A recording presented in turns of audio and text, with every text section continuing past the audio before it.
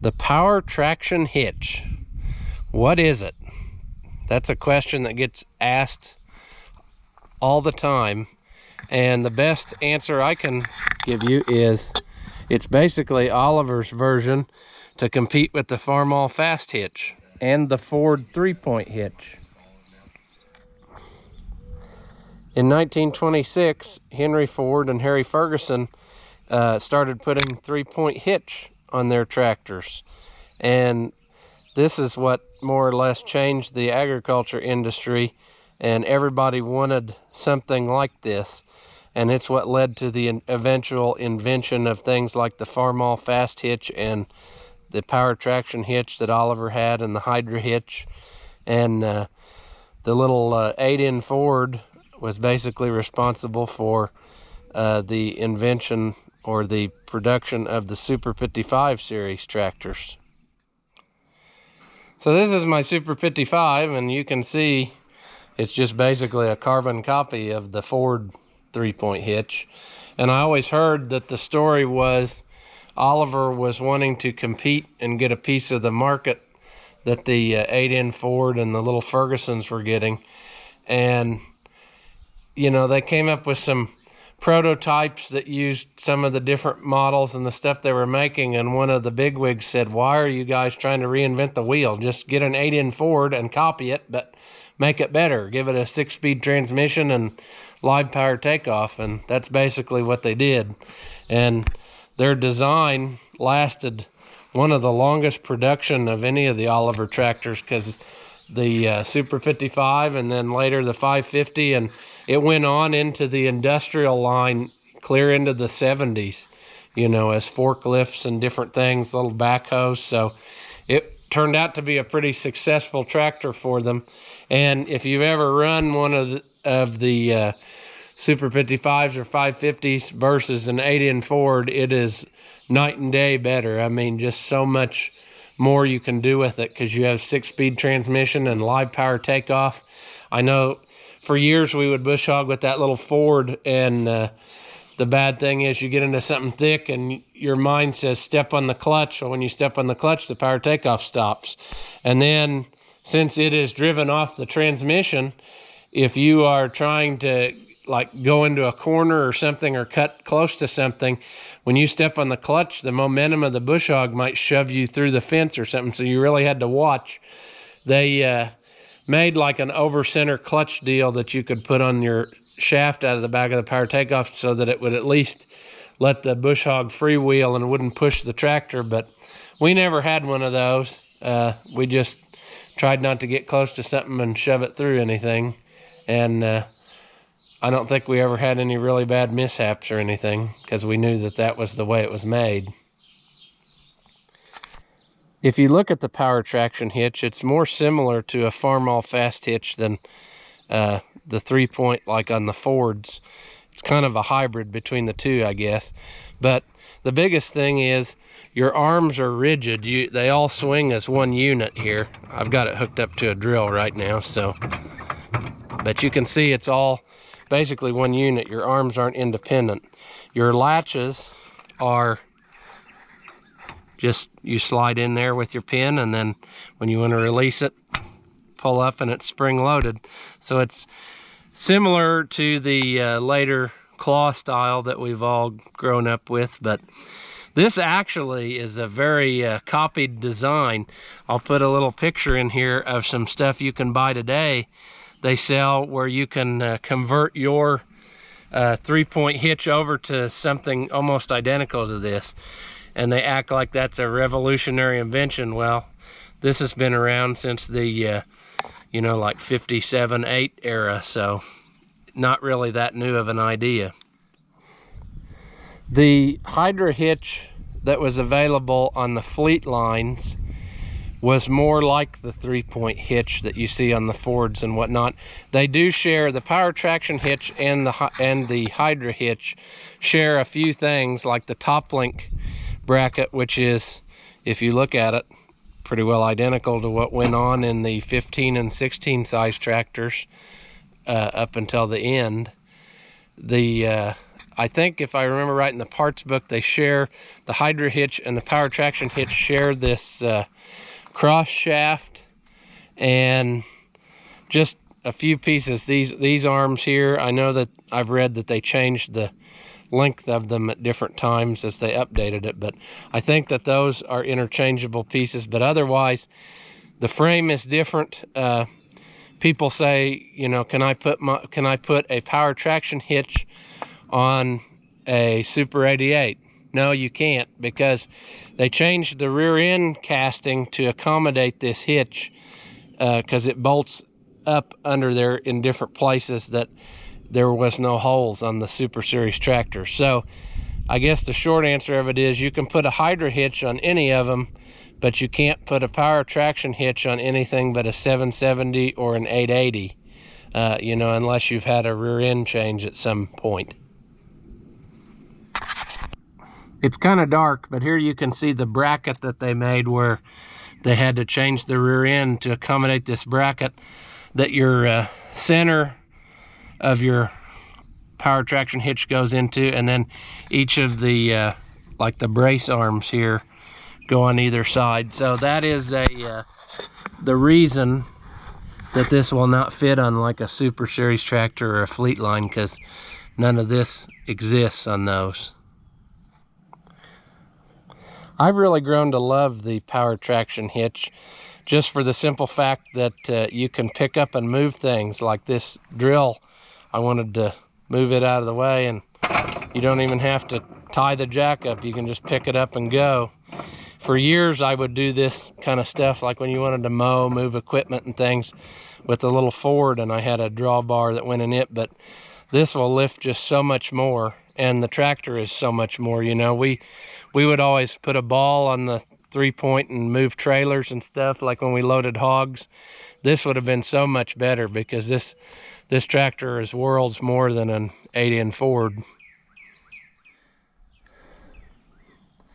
You can see that the tractors that came with the power traction hitch had this little tag put on one of the hydraulic levers. It just slides on there, and it tells you all the instructions. I don't know if you can see that, but it's telling you that this lever is hooked to the hitch, so don't lower it unless you want everything to go down. Basically, your right side was for your power traction hitch of your hydraulic unit, because the cylinder's on that side. That just makes sense. And then your left side was plumb for your remotes. This power traction hitch is on this 770. I bought it at an auction last August, and I started working on it, and then due to the Corona shortages and stuff, they ran out of paint, so I ended up just screwing it back together so I could play with it. And anyway, hopefully one of these days I'll get time to go back and finish it, but I thought I'd start it up and show you how the hitch moves up and down.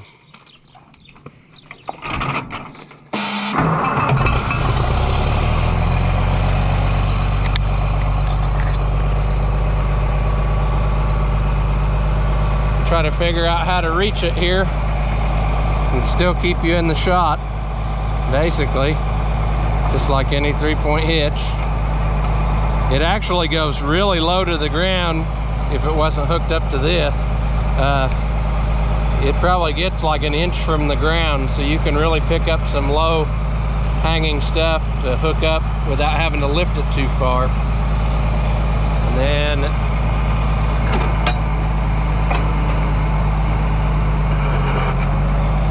picks up pretty high too, and I believe that was one of the reasons that they changed the length of these lifting links, was because they wanted more ground clearance when it was in the raised position. Another thing that's different when you have the Hydra-Hitch or the power traction hitch, and this is one of the things that I think was the same in the part book too, they changed the PTO lever, and it's just a rigid style. It doesn't have a lock that you push down on the knob. You just pull it actually opposite of what you would on the other one. Pull it back and it goes over center, and then shove it forward and it stops. And you can see how the linkage is different the linkage is actually, it pivots up there on the frame for the hitch. And then it's just an over-center deal, and I guess the weight of this beefy handle is what keeps it from spinning when it's in the off position. Another thing I thought of that was a little different is this is basically the same top link, like I said, from all the way up into the 4-digit tractors, but the difference is it did not have the hooks for carrying a hydraulic cylinder like the later tractors do. I'll try to put a picture into that here in a minute, but there really was, I guess they hadn't thought that far yet, and really that wouldn't work on these because it'd be hanging into where your hitch was, so that never was a thing at that point. They were still using, and this one doesn't have it on there, but the fender mounted style cylinder holders if you needed that. One thing that I noticed about this tractor when I bought it was that the seat was the worst wore out seat frame I had ever seen. All of the suspension, and the reason was that the chain to hold this top link up was just wrapped around here, and I don't know if that was the way it was intended or that's the way that the guy before me had done it, but the weight of this thing bouncing all day on it definitely took its toll on the seat suspension, because it was terrible. I didn't even bother to try to rebuild that one. I ended up just buying a new one from Corvez. They sell the complete unit all as one, and in this case I would have had more time in it than it was worth to try to rebuild it, and it comes ready to just slap on. So that's what I did on this one. But if you have one of these, I would recommend moving the chain down and hooking it on the rigid part of the seat, because I think that it would also make an uncomfortable ride more than anything else, with the weight of that helping pull you down. But anyway, that's just something I noticed when working on this one. So the big invention for the power traction hitch was this Plow, semi-mounted. And it's a lot different than the later semi-mounted Plows. You can see that it's made specifically for the power traction hitch. And you got your pins sticking out that fit right in those links I showed you earlier. And then this deal here is what lifts your rear wheel. You hook that on there, and as you lift, it will raise and lower the wheel. The wheel on this one stuck. This came from the same auction as that tractor did, but this hitch, or the Plow rather, obviously hadn't been used in a lot of years, and it just sat outside in the weeds, and all of this is stuck. So I got to work on trying to heat this up and get it loose so that I can use it.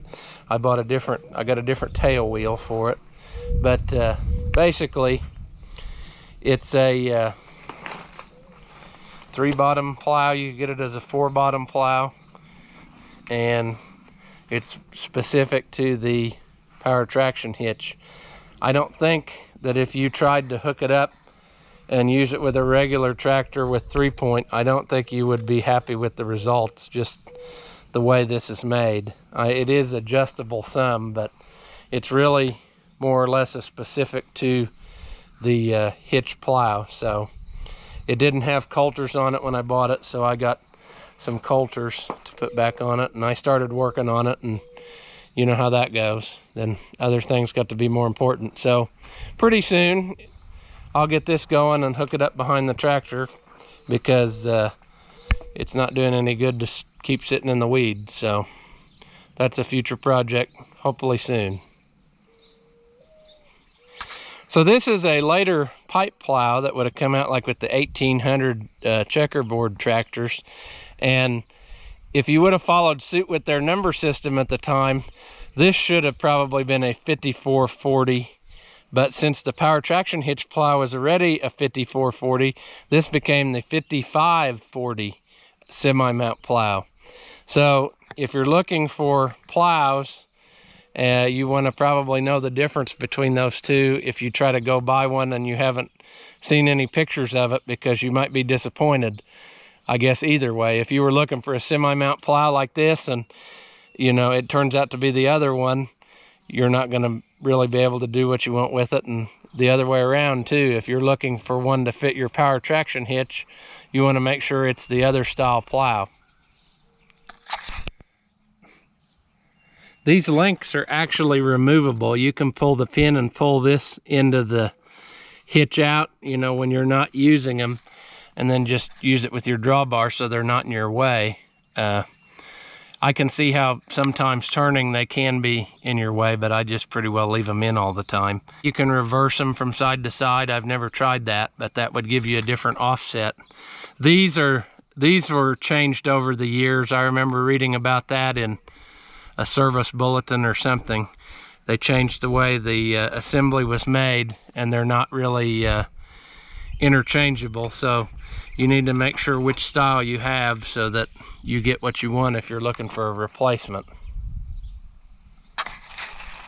Another thing I thought of that I don't know if you can see or not, but they had to also change the location of the test plug here on the side of the transmission, because it's right behind where the hitch is bolted, and there's no room to do a plug, so they had to move it to a different spot.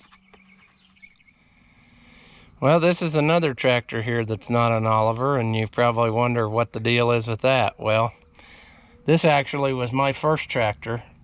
It belonged to my great-grandpa, and anyway, it sat in the barn where I grew up. We moved into his farm, and he moved into a house trailer on the same place. And the tractor didn't run, and my dad got it to go, and we ended up using it just piddling around, and it smoked so terrible. Well, he got sick, and my great-grandpa did, and basically he thought it was the end, and he went into the hospital. And he called me in one day before school to the hospital, and he said, "I want to see you." So we went in there, and he grabbed me and pulled me close to him, and he said, "That old tractor's yours." So he gave it to me, and this was my first tractor. I rebuilt the motor and got it where it was usable, because boy, it smoked so bad it would fumigate for mosquitoes while you were mowing the yard with it. So and it wouldn't hardly pull itself. So we really after I rebuilt it, then it became useful. I mean, it gets used almost every day. It's just a handy size tractor. You know, anything that size is handy. And so that's why I have it. I have probably half a dozen or so tractors that aren't Olivers, but they belong to some family member, so they're going to live here with all the meadow green ones. The Ford model of this is an NAA, but this one is in 1953, so for that year only, they were the Golden Jubilee model, and they had a different front emblem. You can see Golden Jubilee 1903 to 1953. So you see a lot of this style tractor, and you know, the easy way to tell if it's a 53 is because it's got the Golden Jubilee emblem. Remember, if you like Oliver and White videos, please like and subscribe to this channel, and we can keep making things that feature Oliver and White tractors. Thanks for watching, and we'll see you in the next one.